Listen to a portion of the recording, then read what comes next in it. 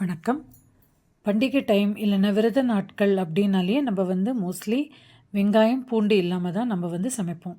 So அப்போது சப்பாத்திக்கு நல்ல ஒரு சைட் டிஷ்ஷாக நம்ம என்ன செய்யலாம் அப்படிங்கும்போது நம்மளுக்கு இந்த மாதிரி சைட் டிஷ் ட்ரை பண்ணி பார்த்தோன்னா எக்ஸலண்ட்டாகவும் இருக்கும். நம்ம டேஸ்ட்டாகவும் நல்லா சாப்பிடலாம். ஸோ இந்த வீடியோவில் நம்ம டிஃப்ரெண்ட்டாக சைட் டிஷ்ஷஸ் எப்படி செய்கிறதுங்கிறத பார்க்கலாம், வெங்காயமும் பூண்டும் இல்லாமல். நம்ம இப்போ பார்க்க போகிறது பாலக்கும் ஆலுவும் சேர்ந்த ஒரு எக்ஸலண்ட்டான கிரேவி. பாலக் ஒரு 100 கிராம்ஸ் அளவுக்கு நல்லா வாஷ் பண்ணி இந்த மாதிரி ட்ரெயின் பண்ணி வச்சுட்டேன். அதே மாதிரி 2 உருளைக்கிழங்க குக்கரில் வேக வச்சுட்டோம். அதை இந்த மாதிரி க்யூப்ஸாக சாப் பண்ணி ரெடி பண்ணி வச்சுட்டேன். அதை ஒரு கடாயில் கொஞ்சமாக பட்டர் விட்டுட்டோம். அதில் கொஞ்சமாக உப்பையும் சேர்த்துட்டோம். ஸ்லைட்டாக ஜஸ்ட் ஒரு 2 நிமிஷம் வரைக்கும் ஸ்லைட்டாக ரோஸ்ட் பண்ணி ரெடி பண்ணி தனியாக எடுத்து வச்சுட்டுடலாம். அதே கடாயில் கொஞ்சமாக பட்டர் விட்டுட்டோம். அதில் 2 பச்சை மிளகாவையும் ஆட் பண்ணிடலாம். ஆட் பண்ணினப்புறம் அதில் நம்ம ஒரு தக்காளி அளவுக்கு, ரொம்ப புளிப்பாக இருக்க வேண்டாம், ஒரே ஒரு தக்காளியை இந்த மாதிரி சாப் பண்ணி போட்டுவிடலாம். சோம்பு, கொஞ்சமாக கிராம்பு போட்டப்புறம் பாலக்கையும் போட்டு ஸ்லைட்டாக வதக்கினப்புறம் அதில் ஒரு கைப்பிடி அளவுக்கு கொத்தமல்லியும் ஆட் பண்ணிடலாம்.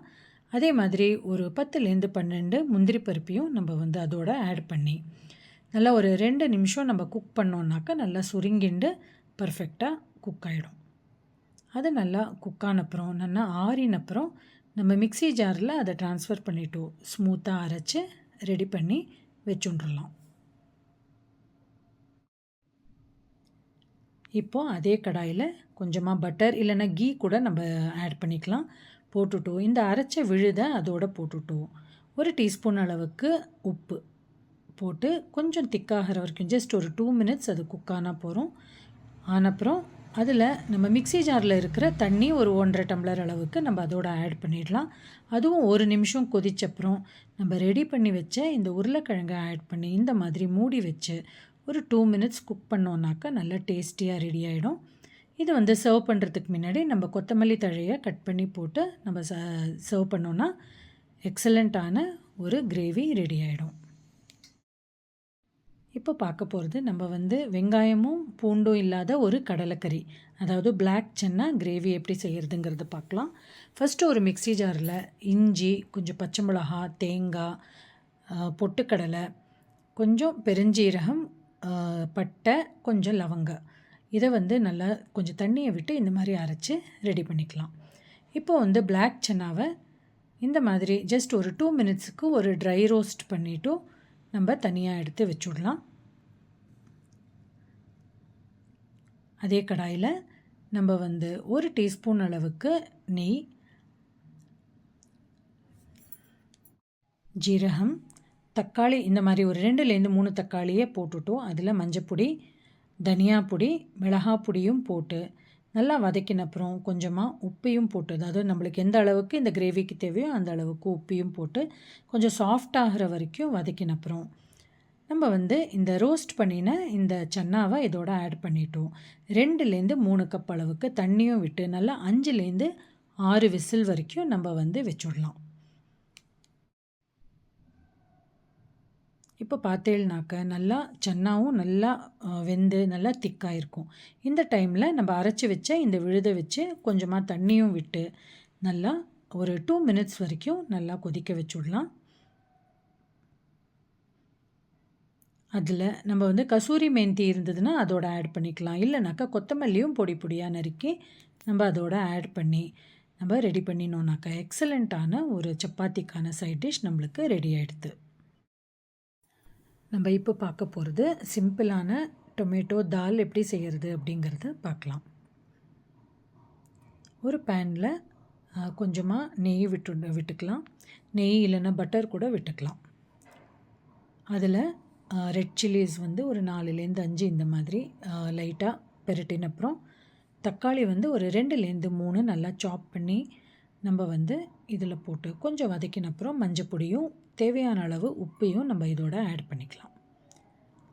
இது ஆக்சுவலி குவான்டிட்டி ஒரு 3லேருந்து 4 பேர் சாப்பிட்ற அளவுக்கு நான் சொல்லிகிட்டுருக்கேன்.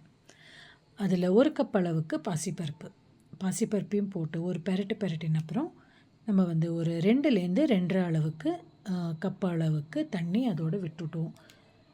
குக்கர் மூடியால் மூடிட்டு ஒரு 2 விசில் வரைக்கும் நம்ம மீடியம் ஹீட்டில் வச்சுடலாம்.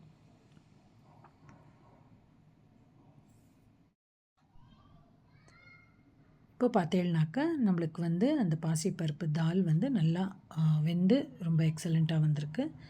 ஸோ நம்ம இந்த தாலுக்கு தாளித்து கொட்டுறதுக்கு ஒரு பேனில் நெய் இல்லைன்னா பட்டரும் நம்ம யூஸ் பண்ணலாம்.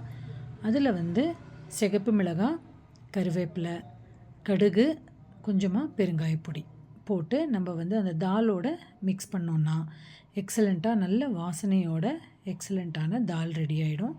அதில் வந்து ஒரு மூடி அளவுக்கு லெமன் ஜூஸும் நம்ம ஆட் பண்ணிடலாம்.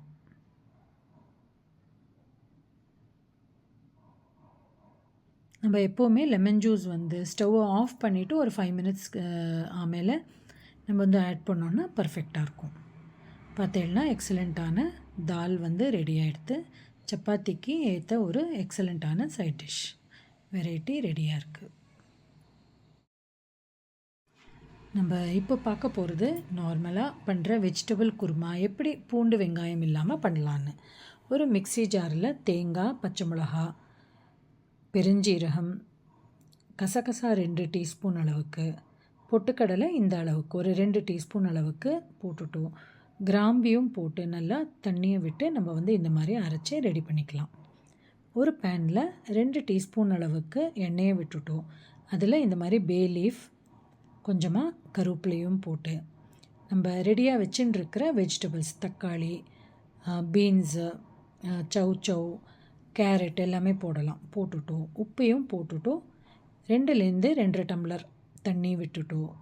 இந்த மாதிரி குக்கர் மூடியால் மூடி ஒரு 2 விசில் வரைக்கும் வச்சா கரெக்டாக இருக்கும்.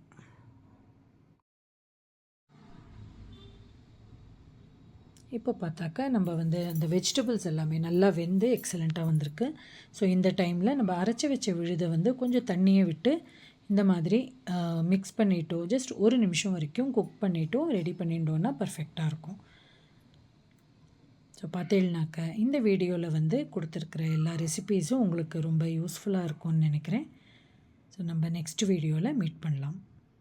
தேங்க்யூ.